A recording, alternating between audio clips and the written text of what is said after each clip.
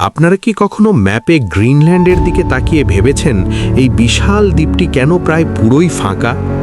টেক্সাসের চেয়ে ৩ গুণ বড় এই দেশটিতে জনসংখ্যা কত জানেন? মাত্র ৫৬,০০০।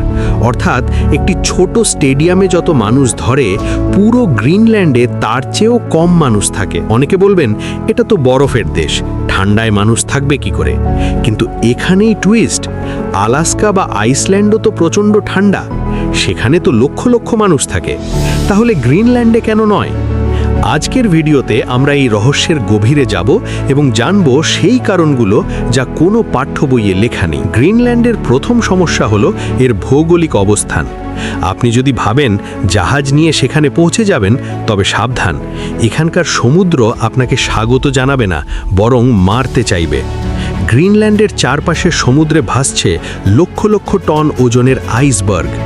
টাইটানিক জাহাজটি যে আইসবার্গে ধাক্কা খেয়েছিল, সেটিও এসেছিল এই গ্রিনল্যান্ড থেকেই। অন্যান্য ঠান্ডা দেশে যেমন আলাস্কা বা আইসল্যান্ডে বন্দর বানানো সহজ, গ্রিনল্যান্ডে সেটা অসম্ভব। কারণ এখানকার গ্লেসিয়ারগুলো সারা বছর এত আইসবার্গ ছাড়ে যে বন্দরগুলো ব্লক হয়ে থাকে। ২০১৮ সালে একটি বিশাল আইসবার্গ একটি গ্রামের সামনে এসে আটকে গিয়েছিল, যার ফলে পুরো গ্রামটি খালি করতে হয়েছিল। কারণ ওই আইসবার্গ থেকে যে কোনো সময় সুনামি হতে পারত। অর্থাৎ যোগাযোগ ব্যবস্থাই এখানে প্রথম বড় বাধা। চলেন এবার মাটির কথা বলি। গ্রিনল্যান্ডের মাটি আসলে ডেড সয়েল। বিজ্ঞানীরা পরীক্ষা করে দেখেছেন এখানকার প্রায় ৯৯% মাটি হাইড্রোফোবিক, অর্থাৎ এটি পানি শোষণ করতে পারে না। হাজার হাজার বছর আগে গ্লেসিয়ারগুলো যখন সরে যায়, তখন তারা মাটির ওপরের সব উর্বর স্তর ঘষে নিয়ে চলে গেছে। এখন যা বাকি আছে তা হলো শক্ত পাথর আর অ্যাসিডিক বালি। এখানে কোনো গাছ নেই। কেন নেই? কারণ গাছ হতে গেলে বীজের দরকার, আর বীজ আসার জন্য প্রতিবেশী কানাডা ৫,০০০ মাইল দূরে। কোনো কাঠ নেই, কোনো চাষাবাদ নেই। মানুষ খাবে কি আর ঘর বানাবে কি দিয়ে? আইসল্যান্ডে যেখানে সবুজ ঘাস আর ফার্মল্যান্ড আছে, গ্রিনল্যান্ড সেখানে একটি পাথুরে মরুভূমি। এবার একটা অবাক করা তথ্য দেই। গ্রিনল্যান্ডে এক শহর থেকে অন্য শহরে যাওয়ার কোনো রাস্তা নেই। পুরো দেশের দীর্ঘতম রাস্তাটি মাত্র ২২ মাইল লম্বা। আপনি যদি পাশের গ্রামে যেতে চান, আপনার কাছে মাত্র ৩টি অপশন: নৌকা, হেলিকপ্টার অথবা প্লেন। কিন্তু শীতকালে যখন সমুদ্র জমে যায়, তখন নৌকাও চলে না।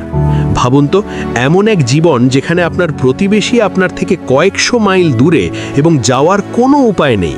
এই চরম বিচ্ছিন্নতা অর্থনীতি গড়ার ক্ষেত্রে সবচেয়ে বড় অন্তরায়। তাহলে এই ৫৬,০০০ মানুষ টিকে আছে কিভাবে?